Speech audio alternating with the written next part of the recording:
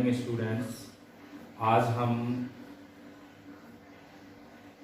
Physics का first chapter आगे बढ़ाते हैं।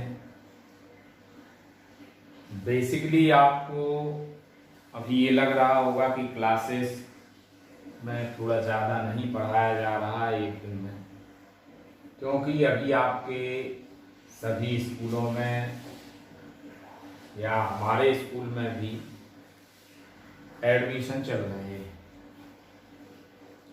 तो बच्चों का ज़्यादा सिलेबस ना छूट जाए, जिसकी वजह से अभी हम सब्जेक्ट को गति नहीं दे रहे हैं, ताकि जो आने वाले बच्चे हैं उनको परेशानी ना हो।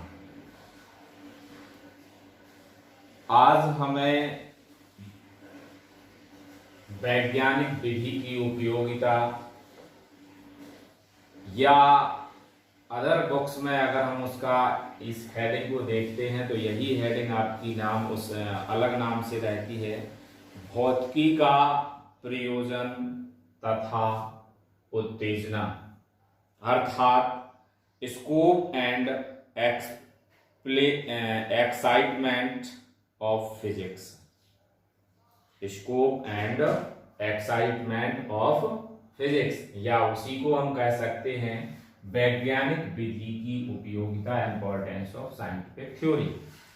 अब हमें सबसे पहले वैज्ञानिक विधि की उपयोगिता के बारे में समझना है या उसकी उत्तेजना के बारे में समझना है कि विज्ञान का प्रयोजन क्या है। आप सभी जानते हैं कि वैज्ञानिक विधि का बहुत बड़ा योगदान है और सभी जगह ये अपना महत्व स्थापित करती है। इस विधि के कारण ही वैज्ञानिक अनुसंधान कार्यों को आगे बढ़ाते हैं, उन्हीं विधियों का उपयोग करके गति प्राप्त करते हैं। इसी कारण आप देखते हैं नित्य नई नियम बनते हैं, नई अवधारणाएं बनती हैं और हमारे जीवन में अनेक आविष्कार हो जाने के कारण हमारा जो जीवन है बहुत सरल और सुगम हो गया है। इन सभी कार्यों को हम वैज्ञानिक विधि और उनके आविष्कारों के आधार पर ही आगे बढ़ा सके। वैज्ञानिक विधि का उपयोग विज्ञान के क्षेत्र, आज के समय में विज्ञान के क्षेत्र को छोड़कर भी अदर क्षेत्रों में भी इसका उपयोग किया जाने लगा है। विज्ञान विषय से हटकर समस्त विषयों की समस्याओं को भी हम इस विधि का उपयोग करके सिद्ध कर सकते हैं। अब आपकी वैज्ञानिक विधि के, इसको आपने समझ लिया कि वैज्ञानिक विधि की उपयोगिता क्या है। वैज्ञानिक विधि के उपयोग के आधार पर ही हम नए नए नियमों को खोजते हैं और नए नियम बनाते हैं, और वैज्ञानिक विधि का उपयोग करके हम अदर सब्जेक्टों को भी आगे बढ़ाते हैं। अब उसके अंदर आपकी एक नई हेडिंग आती है, भौतिकी का कार्य क्षेत्र एवं उत्तेजना, अर्थात scope and excitement of physics.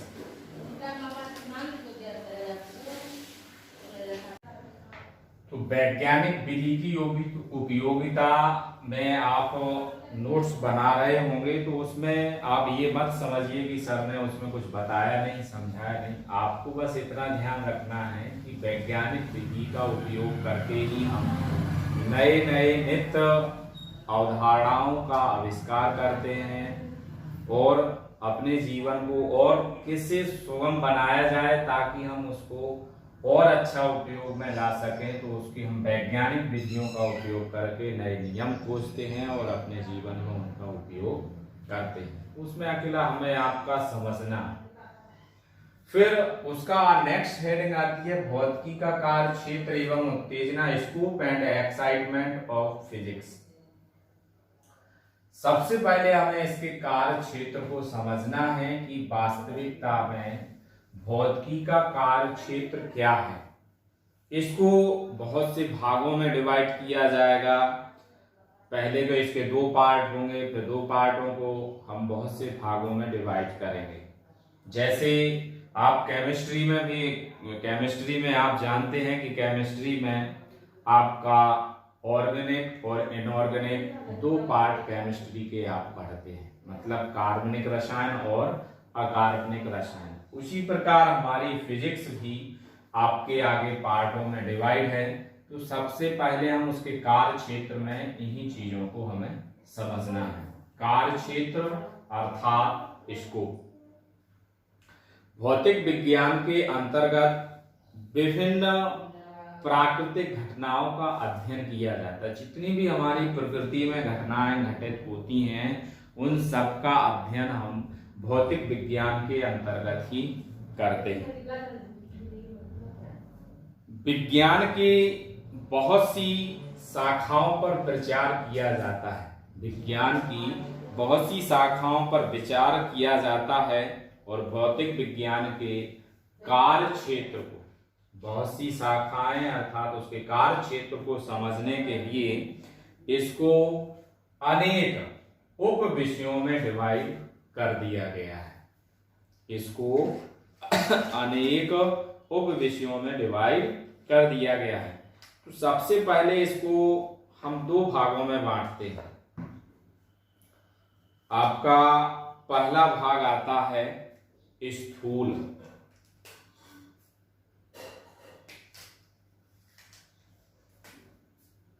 इसको क्या लिख देंगे? दो भागों में बांटा गया है। सबसे पहला पार्ट आपका क्या आता है? स्थूल। स्थूल को हम इंग्लिश में माइक्रोस्कोपिंग कहते हैं।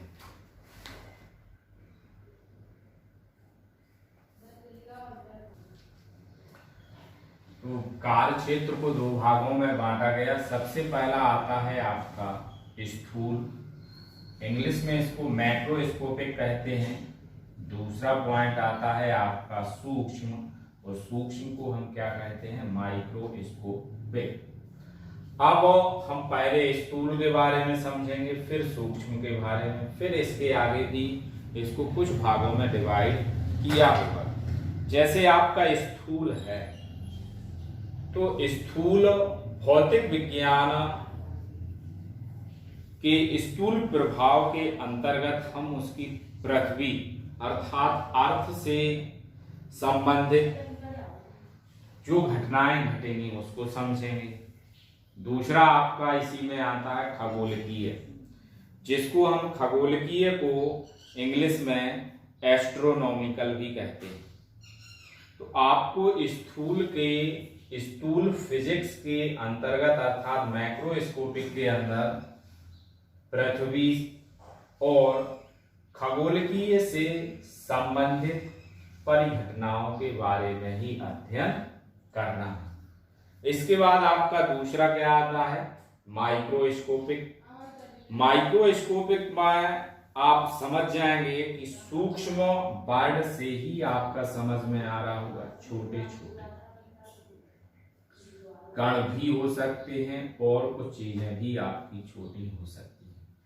तो सूक्ष्म अर्थात माइक्रोस्कोपिक में सूक्ष्म भौतिकी के अंतर्गत परमाणुविक, अणुविक तथा नाभिकीय परिघटनाओं के बारे में समझना है। अब इसके बाद आपकी सबसे पहले हम इनको थोड़ा परिभाषित करेंगे, तो आप लोग इसको लिख लेंगे।